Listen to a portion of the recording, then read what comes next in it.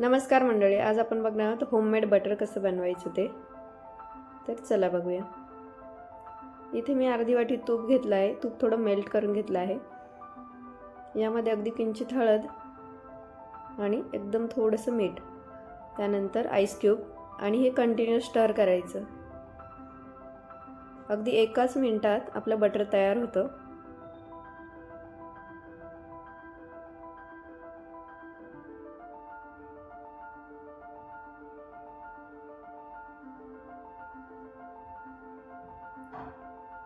तर तुम्ही बघू शकता इथे आपलं बटर तयार झालं आहे. यामध्ये जे शिल्लक आईस क्यूब आहे ते आपण काढून घेऊ. अगदी 1 ते 1.5 मिनिटात तयार होतं. नक्की करून बघा. व्हिडिओ आवडला असेल तर व्हिडिओला लाईक, शेअर, सबस्क्राईब नक्की करा.